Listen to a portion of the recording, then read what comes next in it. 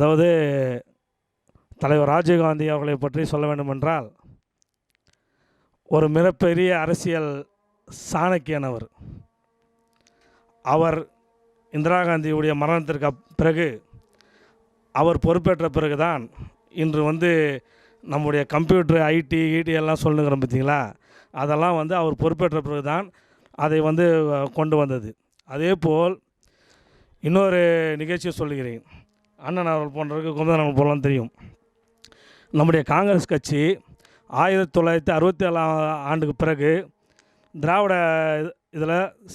திராவிட கட்சிகள் தான் மாறி மாறி வந்துச்சு. ஆனால் அதை முறியடிப்பதற்காக நம்முடைய தலைவர் சாணக்கியதனத்தினால் புரட்சி தலைவர் அவர்கள் இறந்த பிறகு கட்சி அனைத்து இந்திய அண்ணா திராவிட முன்னேற்ற கழகம் இரண்டாக உடைகிறது.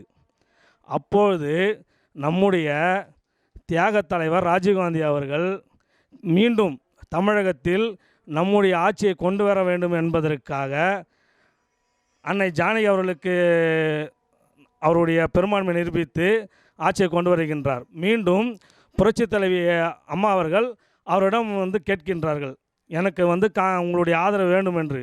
அப்பொழுது நம்முடைய தியாக தலைவர் ராஜீவ்காந்தி அவர்கள்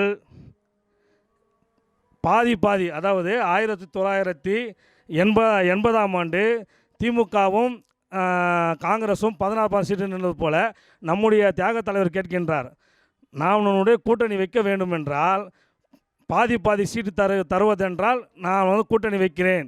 அப்பொழுது என்னவென்றால், அப்படி நம்மளுக்கு ஒரு ஆட்சி திரும்பியும் மீண்டும் தமிழகத்தில் காங்கிரஸ் ஆட்சியை மலர வேண்டும் என்பதற்காக அப்படி ஒரு இதை நம்முடைய புரட்சி தலைவர் அவர்கள் வைக்கின்றார்.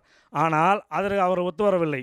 ஒத்து வரனால்தான் அன்று 29 சீட்டு சேவல் சின்னத்தை ஜெயிக்கிறார்கள். நம்முடைய காங்கிரஸ் கட்சி 28 சீட்டில் அதுக்கு அடுத்தப்படியாக ஜெயிக்கிறோம். ஆனால் அன்றைக்கி நம்ம வாங்கின ஓட்டு எவ்வளோனா கிட்டத்தட்ட ஒரு 27-28% ஓட்டு நம்ம வாங்குகிறோம், அதாவது 89. ஆனால் நம்முடைய நிலைமை இன்றைக்கி என்னன்னா, குறைஞ்சபட்சம் நான் ஓப்பனாக சொல்கிறேன், எல்லாம் காங்கிரஸ் கட்சி யாரும் வெளியாலாம் கிடையாது.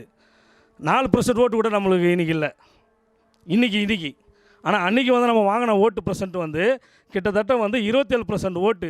ஒரே சீட்டு சேவல் சின்னத்தை விட ஒரே சீட்டு தான் நம்ம கம்மி, 2வது இடம் நம்ம பிடிக்கிறோம். ஆனால் அன்றைக்கி காப்பாற்றுனதே அவன் புரட்சி தலைவர் அம்மா அன்றைக்கி சண்டை போட சொல்ல நம்ம காப்பாற்று நம்ம தான் காங்கிரஸுக்காக தான் உள்ளே காப்பாற்றினாங்க, அது ஒரு விஷயம். ஆனால் இன்றைக்கி நம்மளுடைய இது ஓட்டு வங்கி வெறும் 4%லேருந்து 5% தான் இருக்குது. அதுக்கு காரணம் என்ன? அதுக்கப்புறம் கோஷ்டி பூசல் அப்படியே இது குறைஞ்சி வந்துருக்குது. அதனால் இனிமேல் நம்முடைய தலைவர் அதுக்கு தான் அன்றைக்கே முடிவு பண்ணார். ஆனால் அன்றைக்கி ஒத்து வந்தால் அன்றைக்கே மீண்டும் ஒரு ஆட்சி நம்மளுக்கு வந்திருக்கோம். இது வரைக்கும் வரல, 67க்கு அப்புறம் இது வரைக்கும் வரல. மீண்டும் நம்முடைய ஆட்சி வரத்துக்கு நம்ம எல்லாம் உழைச்சி நம்மலாம் பாடுபட்டு தலைவர் ராகுல் காந்தி அவருடைய கருத்தை நம்ம எல்லாம் வலுப்படுத்தினா வர 24 நம்முடைய தலைவர் ராகுல் காந்தியை பிரதமர் ஆகிட்டா அதுக்கு அப்புறம் வர அனைத்தும் அவங்க பார்த்துப்பாங்க. யாரே ராகுல் காந்தி பார்த்துப்பார், அது எப்படின்னு அவங்களுக்கு தெரியும், அது பார்த்துப்பாங்க. அதுக்கப்புறம் நம்முடைய ஆட்சியை வர்றதுக்கு, காமராஜ் ஆட்சியை வர்றதுக்கு நம்ம அனைவரும் ஒத்துழைக்கணும். அதுதான். அதே மாதிரி தலைவர் அலீம் புகாரி சிறப்பாக செயல்படுகிறார்.